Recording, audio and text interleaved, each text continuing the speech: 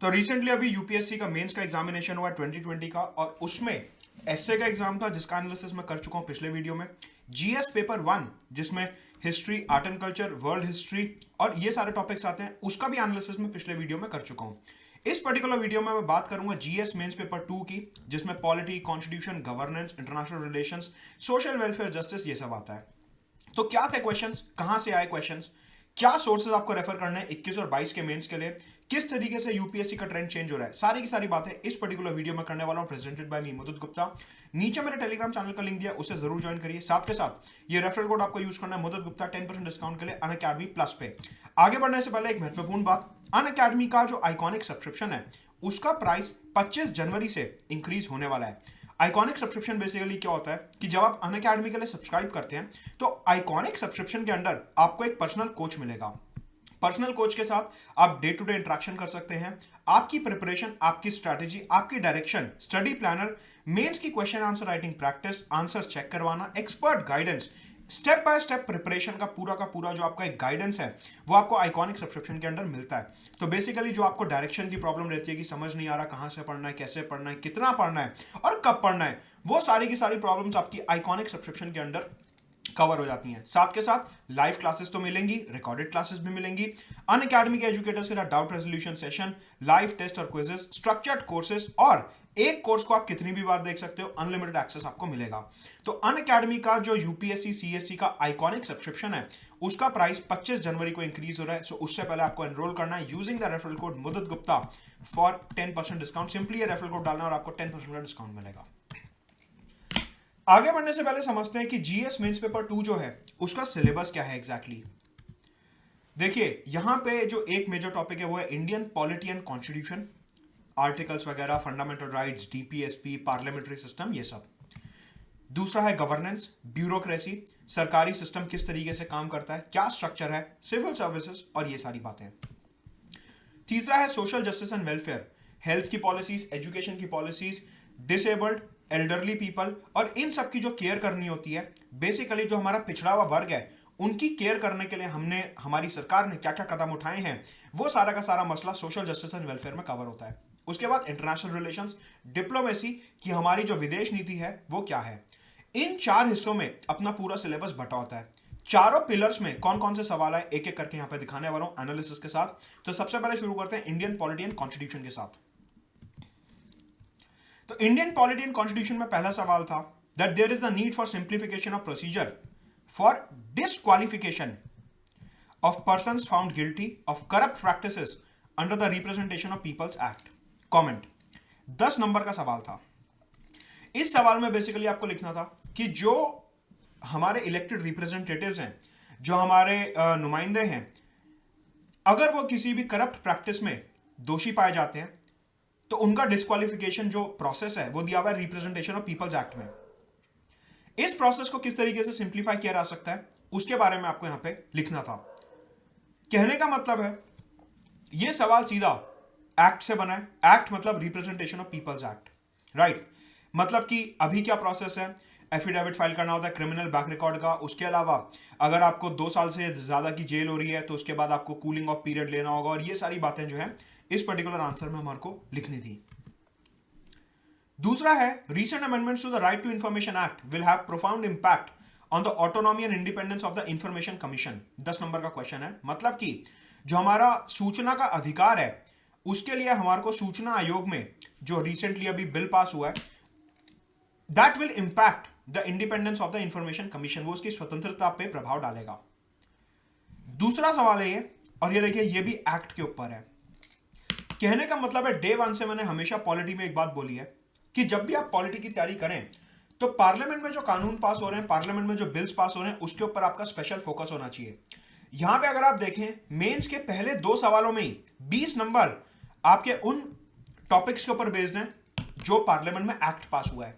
मतलब कि हमारे संसद में जो कानून पास हो रहा है, हमारे पार्लियामेंट में जो एक्ट्स पास हो रहे हैं, उनको पढ़ना बहुत ज्यादा जरूरी है। सिर्फ और सिर्फ किताबें पढ़ लेने से ये कवर नहीं हो सकता, क्योंकि किताबें जो होती हैं वो थियोरेटिकल होती हैं। किताबों में इन एक्ट्स और बिल्स के बारे में लिखा नहीं होता। इस वजह से करंट अफेयर्स के थ्रू जो पार्लियामेंट में कानून पास हो रहे हैं उनकी डिटेल्ड समरी पढ़ना काफी ज्यादा जरूरी है। आपके सामने है कि मेंस 2020 में दो सीधे सीधे सवाल ऐसे हैं जो एक्ट से निकलते हैं, जो किताब से नहीं निकलेंगे, एक्ट से निकलेंगे, कि अगर आपने एक्ट को ठीक से पढ़ा है, एनालाइज करा है, तो ही आप इन दोनों सवालों का जवाब दे सकते हैं। अभी और भी सवाल दिखाऊंगा एक्ट बेस्ड। तीसरा सवाल, how far do you think the cooperation, competition and confrontation have shaped the nature of federation in India? Cite some recent examples. मतलब कि इंडिया का जो फेडरलिज्म है उसमें कोऑपरेशन भी है, कंपटीशन भी है और कन्फ्रंटेशन भी है। मतलब कि कंपेटिटिव फेडरलिज्म, कोऑपरेटिव फेडरलिज्म और कन्फ्रंटेशन के ऊपर हमारे को यहां पर रीसेंट एग्जांपल्स के थ्रू आंसर लिखना है। कहने का मतलब है फेडरलिज्म तो लिखना ही है जो कि आपको थ्योरेटिकल बुक्स में मिल जाएगा, लेकिन अखबार के through, for example Narendra Modi और ममता बनर्जी सरकार में अगर कोई तकरार हो गई उसको साइट करना है। फॉर एग्जाम्पल दो स्टेट्स में आपस में पानी को लेकर लड़ाई हो गई, उसको लिखना है। फॉर एग्जाम्पल दो स्टेट्स ने आपस में मिलकर बहुत बेहतरीन काम करा किसी स्कीम के लिए, किसी प्रोजेक्ट के लिए, बुलेट ट्रेन के लिए, इंटरलिंकिंग ऑफ रिवर्स के लिए, वो यहां पे लिखना है। कहने का मतलब है कि सेंटर और स्टेट्स आपस में लड़ते भी हैं, कोऑपरेट भी करते हैं और कंपीट भी करते हैं हेल्दी नोट पे। नीति आयोग का वाटर इंडेक्स, एग्रीकल्चर इंडेक्स, ये सब, ease of doing business index NITI Aayog का, जिसमें स्टेट्स को रेट किया जाता है, वो सारे के सारे एग्जांपल्स हमारे को यहां पर लिखने थे कि किस तरीके से कोऑपरेशन, कंपटीशन और कन्फ्रंटेशन को बढ़ावा दिया जा रहा है हमारे देश में, एग्जांपल्स के साथ। कहने का मतलब है ये एक लाइन लिख के, साइट सम रीसेंट एग्जांपल्स, ये एक लाइन लिख के यूपीएससी ने पूरी की पूरी थ्योरी को चेंज कर दिया और ये बोला कि थ्योरी कम, करंट एग्जांपल ज्यादा देना। Next question, the judicial system in India and UK seem to be converging as well as diverging. Bharat और यूके का जो न्यायिक सिस्टम है वो कन्वर्ज भी होता है और डाइवर्ज भी होता है। Highlight the key points of convergence and divergence between the two nations in terms of the judicial practices. हमारे यहाँ की न्यायपालिका और यूके की न्यायपालिका कैसे सेम और कैसे अलग है, उसका हमारे को यहाँ पे विस्तार से उत्तर लिखना है, डिटेल्ड आंसर लिखना है। कहने का मतलब है किस तरीके से हमारी और उनकी जुडिशरी सेम है और अलग है, ये सारी की सारी बातें हमारे को इस आंसर में लिखनी है। कंपेयरिंग द कॉन्स्टिट्यूशंस नाम का एक टॉपिक है आपके सिलेबस में, जहां पे दो देशों के संविधानों को कंपेयर करना होता है, उससे सीधा सीधा क्वेश्चन को उठाया गया है। मतलब कि थ्योरेटिकल क्वेश्चन है, किताब पढ़ के सॉल्व हो सकता है, एक दो करंट पॉइंट्स डालने हैं, अदरवाइज मोस्टली थ्योरेटिकल क्वेश्चन है कि इंडिया और यूके का जुडिशियल सिस्टम कैसे सेम है और कैसे अलग है, कंपेयरिंग द कॉन्स्टिट्यूशंस। अगला सवाल लोकसभा के ऊपर, पार्लियामेंट्री सिस्टम के ऊपर। Once a speaker is always a speaker. Do you think this practice should be adopted to impart objectivity to the office of Speaker of Lok Sabha? What could be its implication for the robust functioning of the parliamentary business in India? कहने का मतलब है एक व्यक्ति को अगर speaker बना दिया, उसके बाद स्पीकर बनने के बाद क्या होता है कि वो अपनी पार्टी से अपने टाइज को तोड़ देते हैं, अपने लिंकेजेस को तोड़ देते हैं। वो कहते हैं कि मेरे को इम्पार्शियल तरीके से काम करना है, तो अब मैं जब स्पीकर बन गया हूं, मैं किसी भी पार्टी से कोई लिंक नहीं रखूंगा। लेकिन एक बारी जब आप स्पीकर की पोस्ट छोड़ते हो तो फिर आप दोबारा अपनी पार्टी में वापस आ जाते हो। इस सवाल में पूछा है कि ये जो स्पीकर रिटायर होने के बाद वापस अपनी पार्टी में आ जाते हैं, क्या इस प्रथा को रोकना चाहिए जिससे कि पार्लियामेंट का जो सिस्टम है वो इम्पार्शियल तरीके से काम कर सके। मतलब कि स्पीकर के मन में क्या रहेगा कि हाँ यार, अभी मेरे को रिटायरमेंट के बाद दोबारा से पार्टी में वापस जाना है, तो मेरे को ऐसे निर्णय लेने होंगे जो वो पार्टी के लीडर्स को खुश रखें कहीं ना कहीं। कहने का मतलब है इस तरीके का बायस को प्रिवेंट करने के लिए हमारे को क्या ऐसी प्रथा फॉलो करनी चाहिए कि एक बार स्पीकर रिटायर हो गए तो वो किसी भी पॉलिटिकल पार्टी को ज्वाइन नहीं कर सकते। इसका वर्णन हमारे को यहाँ पे करना है और ये लिखना है कि इसके क्या पॉजिटिव और नेगेटिव एस्पेक्ट्स हो सकते हैं इस पर्टिकुलर क्वेश्चन में। कहने का मतलब है आप में से कुछ लोगों को लगेगा यार यहाँ पे स्पीकर ऑफ लोकसभा की बात हो रही है तो लक्ष्मीकांत में और दूसरी किताबों में जो फंक्शंस दिए स्पीकर के वो लिख देते हैं। देखिए, उन फंक्शंस को अगर आप यहाँ पे सीधा लिख देंगे तो आपका आंसर सही नहीं होने वाला, आपको यहाँ पे मार्क्स नहीं मिलेंगे। कहने का मतलब है यहाँ पे आपको थोड़ा सा इनोवेटिव होना पड़ेगा कि हाँ, स्पीकर अगर मनी बिल को सर्टिफिकेट दे रहे हैं तो स्पीकर को यहाँ पे और ज्यादा सोचने की जरूरत है कि मनी बिल एक्चुअल में है या नहीं है। फॉर एग्जाम्पल, करंट एग्जाम्पल से लिंक करो, आधार एक्ट जो पास हुआ था 2016 में, आधार एक्ट जो पास हुआ था 2016 में, सरकार ने उसको मनी बिल की तरह पास करा था। न्यूज में काफी ज्यादा रहा है पिछले 1 साल में कि आधार एक्ट जो है वो मनी बिल की तरह पास नहीं होना चाहिए था। वो सारे के सारे पॉइंट्स को एनालाइज करते हुए, करंट के साथ लिंक करते हुए ये आंसर लिखना था। मतलब कि सिर्फ और सिर्फ अगर आप सोच रहे हैं कि थ्योरी लिखने से ये आंसर पूरा हो जाएगा, तो कहीं ना कहीं वो गलती है। सिर्फ और सिर्फ थ्योरी लिखने से आंसर पूरा नहीं होगा। अब देखिए एक्ट बेस्ड एक और सवाल। 2 एक्ट बेस्ड सवाल देख चुके हैं। एक हमने देखा रिप्रेजेंटेशन ऑफ पीपल्स एक्ट का, दूसरा हमने देखा राइट टू इंफॉर्मेशन एक्ट का। तीसरा सवाल एक्ट बेस्ड। भारत का जो संविधान है it exhibits centralising tendencies. Centralising tendencies का मतलब है, यहां पे हमारे को लिखना है क्वाजी फेडरलिज्म के बारे में, कि हमारे देश में जो क्वाजी फेडरलिज्म है उसका क्या मतलब है। We have to write about quasi federalism to maintain unity and integrity of the nation. हमारे देश में जो सेंट्रलाइजिंग टेंडेंसी है, हमारे देश में जो क्वाजी फेडरलिज्म है, वो इसलिए बनाया गया है जिससे कि यूनिटी और इंटीग्रिटी मेंटेन करी जा सके। तो अब देखिए, आपको देखने में लगेगा कि यहां पे तो हम क्वाजी फेडरलिज्म के सारे पॉइंट्स लिख सकते हैं, बहुत ही आसान क्वेश्चन है, लेकिन यहां पे डाल दिया यूपीएससी ने एक ट्विस्ट। हर स्टैटिक क्वेश्चन में करंट अफेयर्स का ट्विस्ट डाला गया है। हर स्टैटिक क्वेश्चन में करंट अफेयर्स का ट्विस्ट डाला गया है। हर स्टैटिक क्वेश्चन में करंट अफेयर्स का ट्विस्ट डाला गया है। यहां पे भी डाला गया है। कैसे? ये जो क्वाजी फेडरलिज्म के बारे में आपको लिखना है, ये जो क्वाजी फेडरलिज्म आपको हाईलाइट करना है, ये डायरेक्टली ऐसे थ्योरी बेस्ड नहीं करना, आपको ये हाईलाइट करना है in the context of epidemic diseases act 1897 act, disaster management act 2005 act and recently passed farm acts. 2 act तो पहले देखते हुए आ रहे हैं, आरटीआई और रिप्रेजेंटेशन ऑफ पीपल्स एक्ट। एक अकेले क्वेश्चन में 3 एक्ट्स के बारे में और लिखना है। समझो कि एक्ट्स पढ़ना कितना जरूरी है, जो किसी किताब में नहीं मिलेगा। सिर्फ और सिर्फ आपको करंट अफेयर्स के थ्रू इन एक्ट्स को कवर करना पड़ेगा।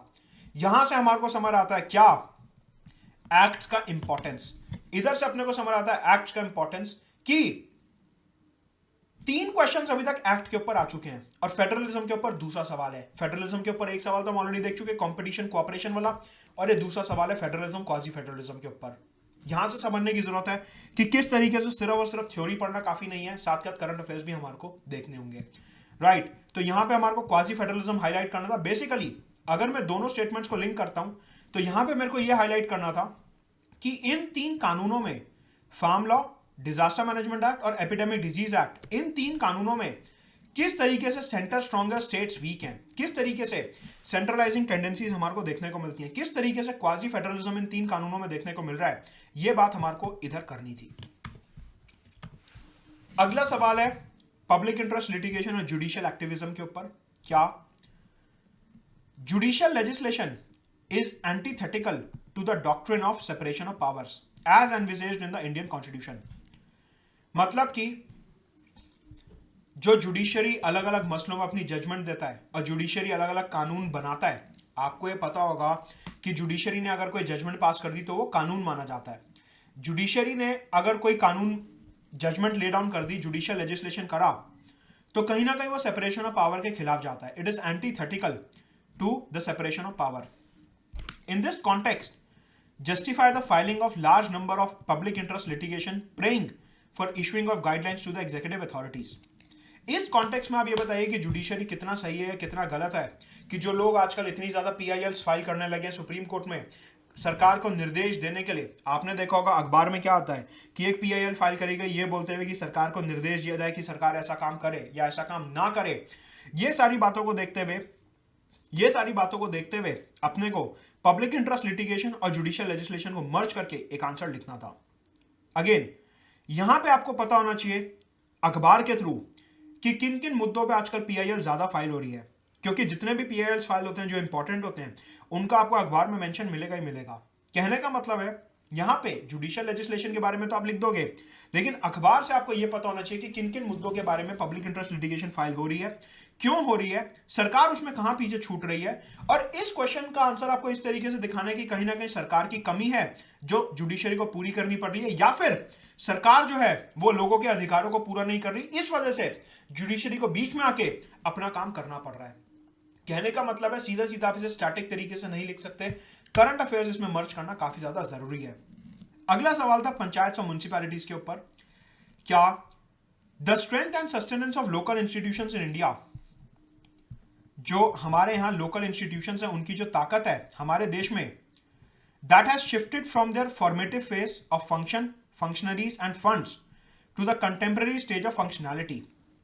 कहने का मतलब है पहले जो लोकल इंस्टीट्यूशंस को प्रॉब्लम फेस होती थी हमारे देश में, पहले जो लोकल इंस्टीट्यूशंस को प्रॉब्लम फेस होती थी वो होती थी फंक्शंस की, कि उनके पास फंक्शंस नहीं है, फंक्शनरीज की कि सरपंच इलेक्टेड नहीं है, मेयर इलेक्टेड नहीं है, फंड्स की कि पैसा नहीं मिल रहा। आज की तारीख में ये जो प्रॉब्लम्स हैं ये शिफ्ट हो गई हैं फंड्स, फंक्शनरीज और फंक्शन से टुवर्ड्स फंक्शनैलिटी, कि उनके पास थोड़े बहुत फंड्स भी हैं, थोड़ी बहुत पावर्स भी हैं, रेगुलर चुनाव भी हो रहा है, लेकिन फिर भी म्युनिसिपैलिटीज और पंचायत जो हैं वो अपने स्टेटेड ऑब्जेक्टिव को पूरा नहीं कर पा रहे हैं। ऐसा क्यों है? आपको हाईलाइट करने चैलेंजेस जो इनकी फंक्शनैलिटी को इंपैक्ट करते हैं। कहने का मतलब है स्टेट फाइनेंस कमीशन, कहने का मतलब है प्रधानपति कि 1/3 रिजर्वेशन महिलाओं को दिया जाता है, लेकिन फिर भी उनके हस्बैंड जो है वो पेट्रियार्कल सिस्टम के अंडर पूरा का पूरा सिस्टम कंट्रोल करते हैं। कहने का मतलब है कि उनको प्रॉपर तरीके से एग्जीक्यूटिव पावर्स नहीं दी जाती, they are dependent upon state governments. और लोकल लेवल की जो प्रॉब्लम्स होती हैं उनमें उनका जो है ज्यादा रोल नहीं होता, टाइड फंड दिया जाता है, अनटाइड फंड नहीं दिया जाता। ये सारी की सारी फंक्शनैलिटी बेस्ड प्रॉब्लम्स हमारे को लिखनी थी पंचायत और म्युनिसिपैलिटीज के लिए। अगेन करंट बेस्ड क्वेश्चन है, लक्ष्मीकांत और किसी और किताब में इसका डायरेक्ट आंसर नहीं मिलेगा। अखबार के थ्रू, अखबार में जो एडिटोरियल्स आते हैं जिनमें हाईलाइटेड होता है कि पंचायत और म्युनिसिपैलिटी आज की तारीख में क्या प्रॉब्लम फेस कर रहे हैं, उनको यूज करते हुए हमारे को इस क्वेश्चन का आंसर देना था। अगला सवाल है राज्यसभा के ऊपर 15 मार्क्स का। Rajya has been transformed from a useless Stepney tire to the most useful supporting organ in the past few decades. Highlight the factors as well as the areas in which this transformation could be visible. अब आप यहां पे सोचेंगे कि शायद आपको लिखना होगा कि राज्यसभा लोकसभा से ज्यादा यूजफुल कैसे है, राज्यसभा लोकसभा से ज्यादा पावरफुल कैसे है, जो लक्ष्मीकांत में एक पूरा सेक्शन दिया हुआ है। अगेन नहीं, यहां पे वो पूछा ही नहीं है। यहाँ पे बात हुई है रीसेंट टाइम्स में एक्सप्लेन करो कि राज्यसभा जो है वो ज़्यादा यूजफुल कैसे निकल के आया है। पहले वो यूजलेस हुआ करता था, लेकिन आज की तारीख में काफ़ी ज़्यादा सपोर्टिव ऑर्गन हो गया है। अगेन यहाँ पे आपको मेंशन करना है कि पहले जो था कि राज्यसभा में जो लोग लोकसभा में नहीं जीत पाते थे उनको टिकट दे दी जाती थी, लेकिन आज की तारीख में वो सिनारियो चेंज हो रहा है। राज्यसभा में जो है क्रेडिबल लोगों को टिकट दी जा रही है। सिर्फ और सिर्फ राज्यसभा जो है वो एक एल्डरली लोगों के लिए एक घर नहीं बन के रह गया है। साथ के साथ यहाँ पे आपको हाईलाइट करना है कि किस तरीके से राज्यसभा ने सिस्टम के ऊपर चेक्स एंड बैलेंसेस रखे कि अगर लोकसभा में एक पार्टी की बहुत ज़्यादा मेजॉरिटी है, लोकसभा में एक पार्टी की बहुत ज़्यादा मेजॉरिटी है, तो किस तरीके से राज्यसभा ने उन कानूनों को रोका है, डिबेट करवाई है, कमेटीज बनाई हैं।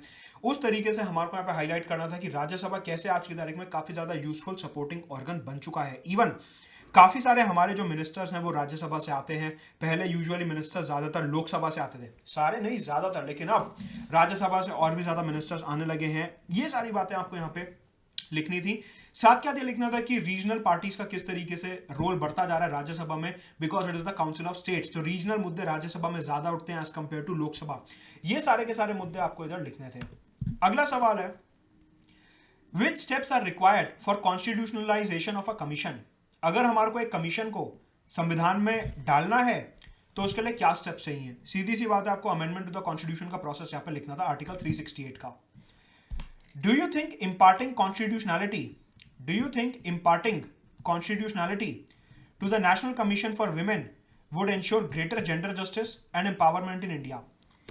बेसिकली ये जो सवाल है ये सिर्फ पॉलिटी का नहीं है, इसमें पॉलिटी प्लस सोशल जस्टिस है। पॉलिटी प्लस सोशल जस्टिस है, ये दो चीजें इसमें साथ में दी गई हैं। ये सिर्फ और सिर्फ पॉलिटी का सवाल नहीं है। आधा क्वेश्चन पॉलिटी का है कि अमेंडमेंट का प्रोसेस बता दो, किस तरीके से कॉन्स्टिट्यूशनलाइजेशन होगा, और आधा क्वेश्चन है सोशल जस्टिस का कि अगर नेशनल कमीशन फॉर वुमेन, जो कि आज की तारीख में एक स्टैट्यूटरी बॉडी है, उसको अगर हम एक कॉन्स्टिट्यूशनल बॉडी बनाते हैं तो किस तरीके से जेंडर जस्टिस हो पाएगा और भारत में महिलाओं का सशक्तिकरण हो पाएगा। ये आंसर हमारे को इधर लिखना था कि बेसिकली आपको यहाँ पे लिखना था कि नेशनल कमीशन फॉर वुमेन जो है कहाँ पे फेल हो रही है। उसके पास एग्जीक्यूटिव पावर्स नहीं है, कंटेम्प्ट की पावर्स नहीं है, ज्यादा पावर्स नहीं है, फाइनेंसेस नहीं है। इवन तो मुद्दे तो हाईलाइट कर रहा है, लेकिन उन मुद्दों को अपने एंड तक ले जाने की उनके पास पावर नहीं है। अगर कॉन्स्टिट्यूशनल स्टेटस देते हैं तो किस तरीके से चेंजेस आएंगे, क्या हो सकता है, ये सारी की सारी बातें अपने को इस वाले क्वेश्चन में लिखनी थी। तो हमने क्या देखा अभी कि एक क्वेश्चन ऑलरेडी लोकसभा पे आ चुका है, once a speaker always a speaker. यहां पे अगला सवाल बनता है राज्यसभा पे, मतलब कि इस बार पार्लियामेंट के ऊपर काफी ज्यादा फोकस था। फेडरलिज्म के ऊपर ऑलरेडी दो सवाल देख चुके हैं, एक तो quasi federalism disaster management act के कॉन्टेक्स्ट में जो लिखना था, और एक दूसरा क्वेश्चन था regarding competition, cooperation and confrontation. तो अगर हम बात करें इंडियन पॉलिटी एंड कॉन्स्टिट्यूशन की, तो यहां पे टोटल हमारे को 10 क्वेश्चन देखने को मिलते हैं 125 मार्क्स के। कहने का मतलब है, आपको पता है कि जीएस मेंस पेपर 250 मार्क्स का होता है, और उन 250 मार्क्स में से 125 मार्क्स अकेले इंडियन पॉलिटी और कॉन्स्टिट्यूशन के थे। यहां से हमारे को समझ आता है कि इंडियन पॉलिटी एंड कॉन्स्टिट्यूशन आपका गेम चेंजर हो सकता है। अगर आप इस सब्जेक्ट को ठीक तरीके से कर रहे हो तो आपके 125 मार्क्स जो है, आधा पेपर जो है वो स्टेक पे लगा हुआ है। ठीक है, एक पिलर देख लिया, चलते हैं दूसरे पिलर की तरफ, मतलब कि गवर्नेंस। गवर्नेंस की अगर बात करें तो यहां पे पहला सवाल आया रिफॉर्म्स ऑफ सिविल सर्विसेज को लेके, 10 मार्क का क्वेश्चन था। क्या question? Institutional quality is crucial driver of economic performance. मतलब कि अगर हमारे यहाँ के जो डेमोक्रेटिक इंस्टीट्यूशंस हैं, डिपार्टमेंट्स हो गए, बोर्ड्स हो गए, मिनिस्ट्रीज हो गई, अलग अलग बॉडीज हो गई, ये अगर ठीक तरीके से काम कर रहे हैं तो ही हमारे देश की आर्थिक व्यवस्था सुधर सकती है। इन दिस कॉन्टेक्स्ट, मतलब कि इंस्टीट्यूशनल क्वालिटी को सुधारने के लिए सिविल सर्विसेज में रिफॉर्म्स बताओ जो कि हमारी डेमोक्रेसी को स्ट्रेंथन कर सकें। राइट, मतलब कि यहां पे आपको लिखना था रेड टेपिज्म वगैरह के बारे में, आपको यहां पे लिखना था फेवरेटिज्म के बारे में, रीजनलिज्म के बारे में। यहां पे आपको लिखना था कि अगर कोई स्कीम आ रही है तो वो पूरे तरीके से इंप्लीमेंट होनी चाहिए, उसमें भाई भतीजावाद नहीं होना चाहिए, और किस तरीके से सिविल सर्विसेज में ज्यादा सिविल सर्वेंट्स को ट्रेनिंग दी जा सकती है एम्पैथेटिक बनाने के लिए। थोड़ा बहुत यहां पे एथिक्स से लिंक करते हुए अपने कोई आंसर लिखना था। साथ साथ एआरसी कमेटी तो हम यहाँ पे मेंशन कर ही सकते हैं सिविल सर्विसेज रिफॉर्म्स को लेके, ऑफ कोर्स, तो एआरसी कमेटी का भी यहाँ पे काफी इंपॉर्टेंट रोल था। अगला सवाल था ई गवर्नेंस के ऊपर, that emergence of the fourth industrial revolution, जिसे डिजिटल रेवोल्यूशन भी बोला जाता है कि आज की तारीख में इंडस्ट्रीज जो है वो डिजिटल बेस्ड है, has initiated e governance as an integral part of the government. आज की तारीख में सरकार का जो है ई गवर्नेंस के ऊपर काफी ज्यादा फोकस है, और सरकार ई गवर्नेंस के माध्यम से डिजिटल रेवोल्यूशन को और फोर्थ इंडस्ट्रियल रेवोल्यूशन को प्रमोट कर रही है। आपको इसे डिस्कस करना था यहाँ पे कि जो आज की तारीख में डिजिटाइजेशन हुआ है, एलेक्सा ये कर दो, सीरी ये कर दो, उसके बाद high speed internet, high throughput satellites, space industry हो गई, चाहे वो स्कीम्स हो गई। अब जैसे आपने देखा होगा कि कोरोना वैक्सीन भी अगर हमारे को लगानी है तो उसमें कोविन नाम का डिजिटल प्लेटफॉर्म बनाया गया मॉनिटर करने के लिए। इसके अलावा अगर हम बात करें उज्ज्वला योजना की, प्रधानमंत्री उजाला योजना की, जिसमें अफोर्डेबल एलईडीज वगैरह दी जाती हैं, तो उन सबके अलग अलग डिजिटल पोर्टल्स बनाए गए हैं कि कितने एरिया में कितनी एलईडी बिक गई हैं, और ये सारी बातें। तो आपको ये लिखना था कि ई गवर्नेंस जो किस तरीके से प्रमोट करी जा रही है, और जैम ट्रिनिटी का यहाँ पे मेंशन करना था। जैम ट्रिनिटी मतलब जनधन आधार मोबाइल और जनधन योजना, ये सारी की सारी बातें लिंक करके आपको ई गवर्नेंस का इधर उत्तर लिखना था। गवर्नेंस में सिर्फ और सिर्फ 2 सवाल थे, टोटल 20 मार्क्स के। तो कहने का मतलब है गवर्नेंस का इस बार कुछ खास वेटेज रहा नहीं, और जो भी वेटेज था वो पूरा का पूरा करंट बेस था, स्टैटिक में से कुछ खास था नहीं इधर।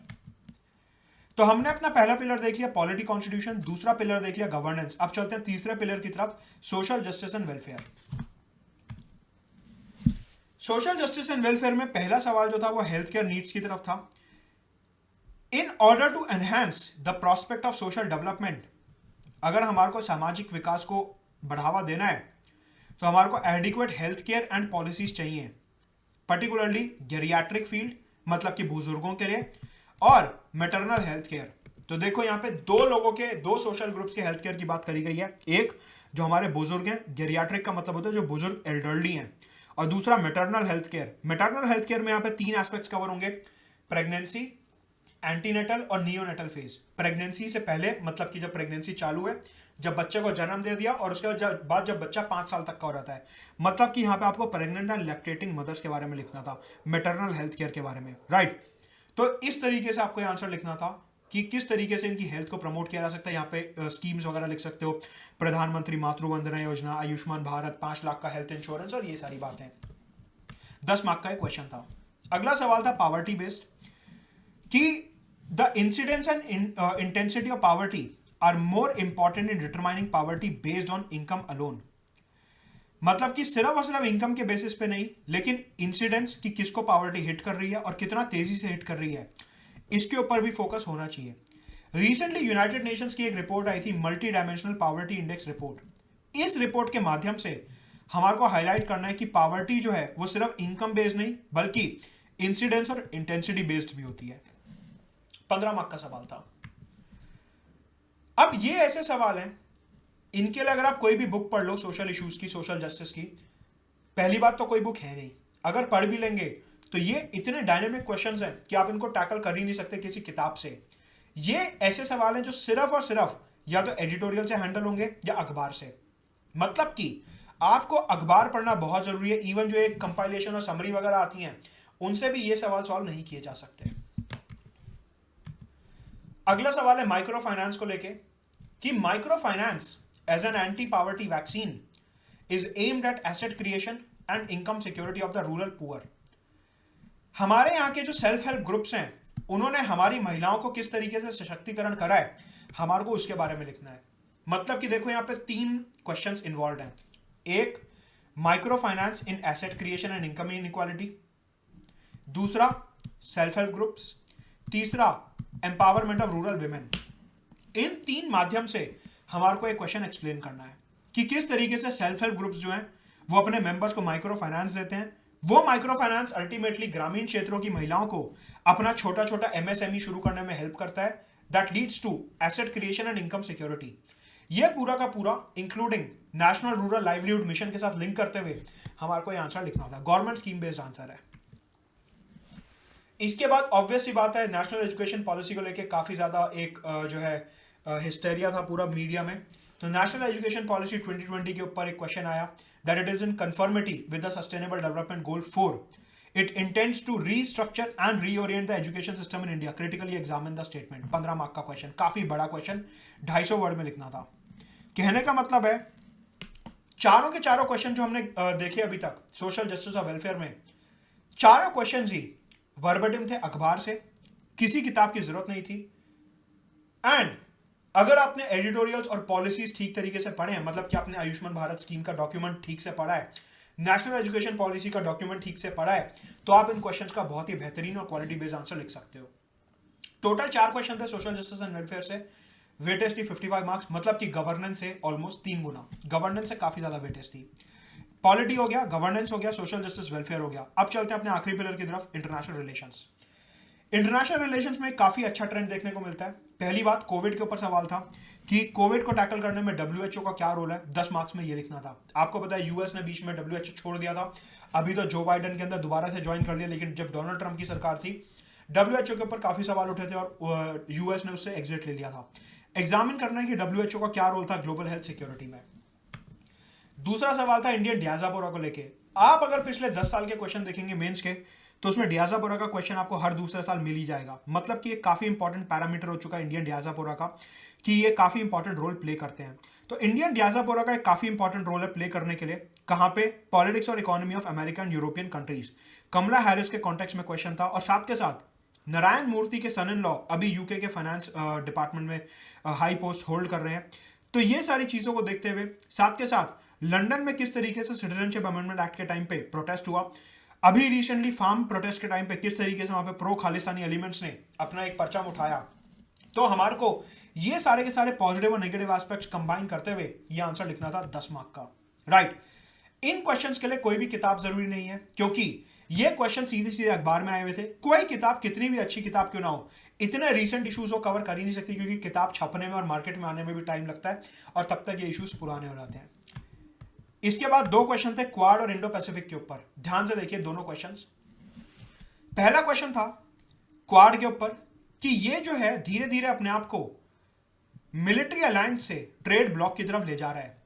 बेसिकली यहां पे हमारे को लिखना था डिफेंस ट्रेड के बारे में, किस तरीके से इंडिया जापान, इंडिया और यूएस और इंडिया ऑस्ट्रेलिया का ट्रेड एनहांस हो रहा है। साथ के साथ India Australia, India Japan, India US nuclear domain में किस तरीके से कोलैबोरेट कर रहे हैं। इंडिया ने यूएस के साथ लेमोआ, सिस्मो और कोमकासा साइन करा, बेका वगैरह, तो वो लिखना था। साथ के साथ ऑस्ट्रेलिया से किस तरीके से हमारा ट्रेड इंक्रीज हो रहा है, ये सारी की सारी बातें यहां पे लिखनी थी। और ये दिखाना था कि मिलिट्री अलायंस तो है ही, लेकिन ट्रेड अलायंस भी काफी स्ट्रॉन्ग ये बनता जा रहा है। डायनेमिक क्वेश्चन अगेन, बहुत डायनेमिक, क्योंकि अभी रिसेंटली इंडिया यूएस का 2+2 का मीटिंग हुआ था, इंडिया जापान का 2+2 लास्ट ईयर हुआ था, और इंडिया ऑस्ट्रेलिया का प्रॉपर ऑनलाइन समिट हुआ था। इन तीनों जॉइंट स्टेटमेंट्स में से क्या मॉडल पॉइंट्स थे, उनको यूज करके हमारे को ये आंसर यहां पे लिखना था। अगला सवाल दोबारा इंडो यूएस पे, डिफेंस रिलेशन पे। What is the significance of India US defence relations over India Russia defence relations. Indo Pacific के कॉन्टेक्स्ट में हमारे को ये लिखना था। यहां पे बेसिकली हमारे को ये दिखाना था कि इंडो पैसिफिक में अगर हमारे को चाइना के ऊपर एज चाहिए तो वो तभी मिल सकती है जब India US defence deals fructify करेंगी, इंडिया यूएस डिफेंस डील्स अच्छी खासी बनेंगी। उसका रीजन ये है कि रशिया जो है वो चाइना को अपने काफी सारे डिफेंस सिस्टम बेच चुका है ऑलरेडी। तो अगर हम रशिया के साथ डिफेंस डील्स करेंगे तो चाइना के ऊपर हमारे को इतना एज नहीं मिल पाएगा, लेकिन अगर हम यूएस के साथ डिफेंस डील्स कर रहे हैं तो हमारे को काफी अच्छा एज मिलेगा चाइना के ऊपर, क्योंकि यूएस और चाइना का डिफेंस ट्रेड नहीं होता। इस कॉन्टेक्स्ट में हमारे को इंडो पैसिफिक का आंसर लिखना था। आईआर के 4 सवाल आए 50 मार्क के, मतलब कि गवर्नेंस से तो ज्यादा वेटेज थी लेकिन सोशल जस्टिस और वेलफेयर से कम वेटेज थी। तो ये थे अपने 4 पिलर जीएस मेंस पेपर 2 के। अगर हम सब्जेक्ट वाइज वेटेज की बात करते हैं तो आधा पेपर पॉलिटी से निकलता है 50%, 8% पेपर गवर्नेंस से निकलता है, सिर्फ 20 मार्क का आया था, ओनली 8%, 22% पेपर जो है जस्टिस और वेलफेयर से निकलता है और 20% पेपर इंटरनेशनल रिलेशन से निकलता है। कहने का मतलब है इस ग्राफ को ध्यान में रखते हुए आपको अपने आगे की तैयारी प्लान करनी है। नीचे टेलीग्राम चैनल का लिंक दिया, उसे जरूर ज्वाइन करिए। अनअकैडमी में सब्सक्राइब करने के लिए you can use my referral code मदद गुप्ता फॉर 10% डिस्काउंट। साथ के साथ अनअकैडमी का आइकॉनिक सब्सक्रिप्शन का प्राइस 25 जनवरी को बढ़ने वाला है। आइकॉनिक सब्सक्रिप्शन आपकी तैयारी का वन स्टॉप सोल्यूशन है, जहां पे आपको personalise guidance, mentor, coach, mains answer writing, study planner, daily guidance, daily live classes, doubt resolution, quizzes, सब कुछ एक जगह पे मिलेगा। लाइव और recorded classes, Unacademy iconic subscription. Let's crack it.